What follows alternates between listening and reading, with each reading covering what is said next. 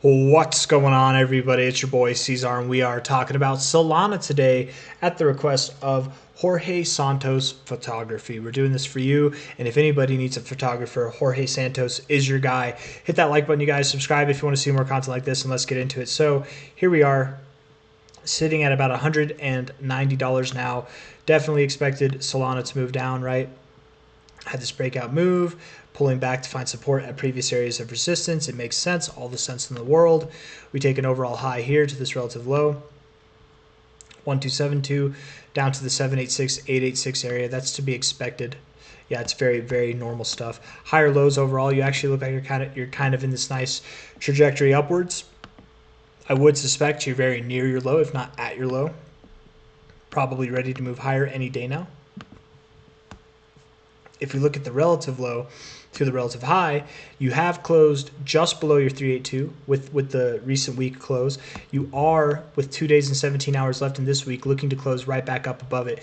Generally, this kind of look, whenever you close right below the 382 and then you come back up and you close above it the following candle, that's a nice kind of reversal point. That's a nice indication that you're at a low, and that not only are you ready to move up higher, but higher than this high, right? And if that's true, if that's true, let's just cut to the chase, okay? Hit that like button and subscribe if you like cutting to the chase. $190 is where you're at now. The next target area at a minimum would be about 300 to 340, 296 to 341 to be real specific, right?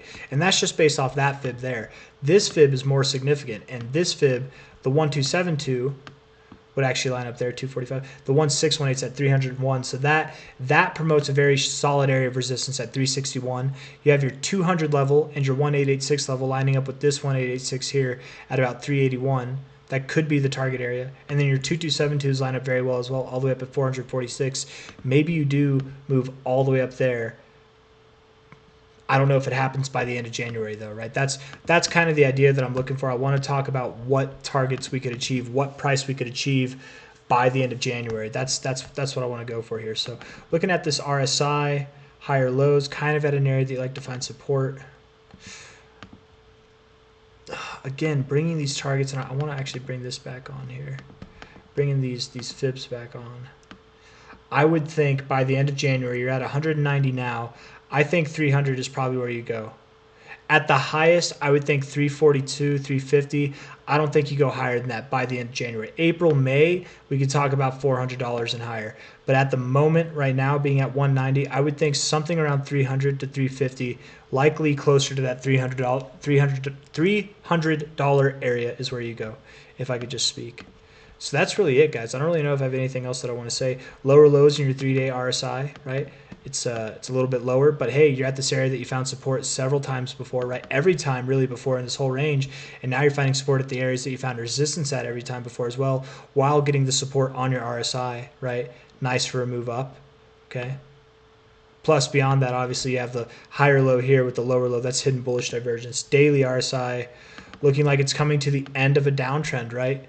You've got this nice little downtrend coming in here. When it comes time to breaking out of it, that'll signal a turning point, a reverse in trend, right? Here's your downside here on the price action that you've been in on a daily perspective for a little while. You know, lower lows. When you break that in the RSI, that'll signal that you're ready to break out to the upside on the price as well. So I think it's any day now. It doesn't have to be today, though, to be specific. It doesn't have to be today. But I think any day now, any week now, the 4 hours looking a little bit fierce. I think you actually do start moving up probably today.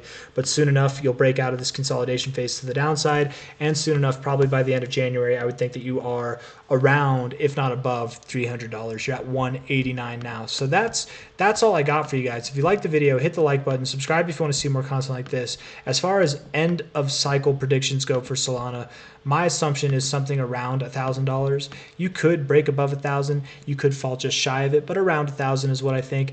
If you don't stop there, I certainly do believe you will go above $2,000, but that'd be the height, the limits of Solana's potential, I think, by the end of the cycle. I don't think it's worth talking about anything really less than $1,000. So 1,000 to 2,200, that's my thoughts for Solana by the end of the cycle. I didn't really go into great detail to explain why I think that, but essentially it's just because of the fibs and because I think that the market cap would...